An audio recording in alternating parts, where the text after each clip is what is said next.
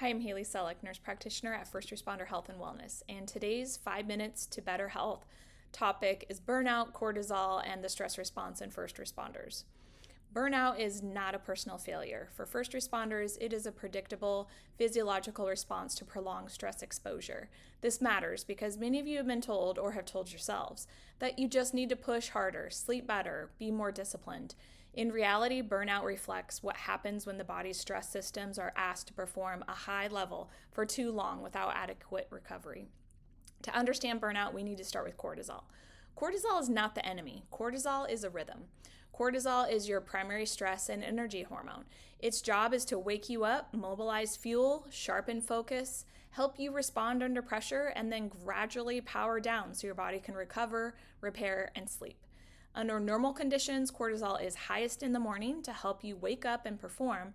Then it gradually declines throughout the day, reaching its lowest point at night, so sleep and hormone recovery can occur.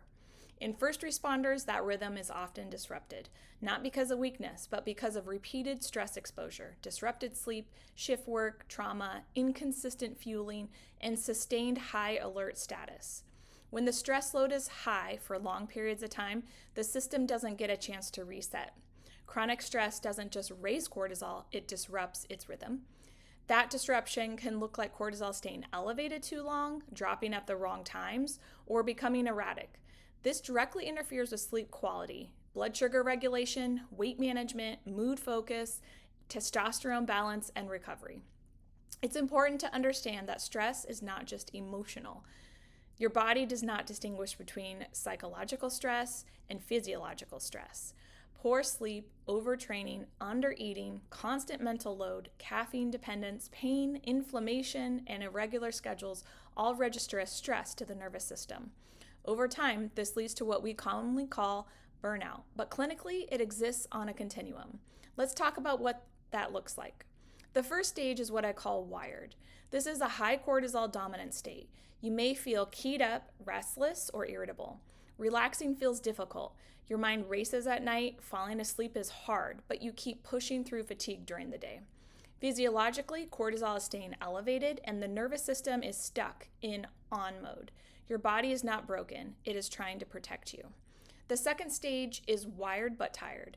This is one of the most common patterns I see in first responders. You wake up exhausted, but get a second wind late in the evening.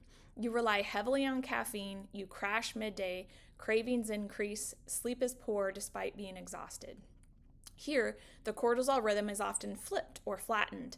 Blood sugar instability increases, stress tolerance drops, and recovery becomes inefficient.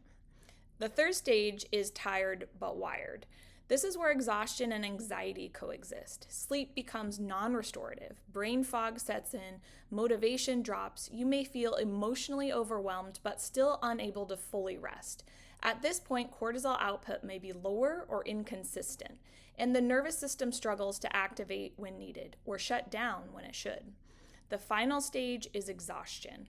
This is system depletion, profound fatigue, low motivation, emotional numbness, frequent illness, inflammation, and exercise intolerance are common.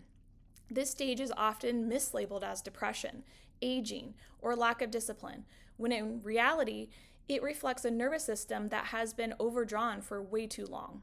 One of the reasons burnout is often missed in conventional medicine is that labs are frequently called normal while patients feel anything but normal. Single point blood tests don't capture cortisol rhythm. Cortisol is often not tested even at all.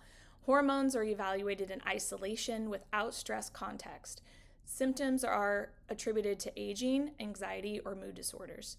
But cortisol influences everything: testosterone balance, thyroid function, blood sugar regulation, sleep quality, mood, focus, and resilience. Without understanding cortisol patterns, hormone therapy may underperform, supplements may feel ineffective, and lifestyle changes may not stick. Rhythm matters more than a single number.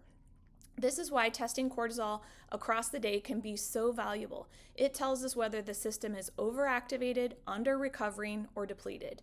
And it allows us to guide support strategically, not by guesswork. The most important thing to understand is this: burnout is not weakness. It is a signal, and the nervous system is adaptable.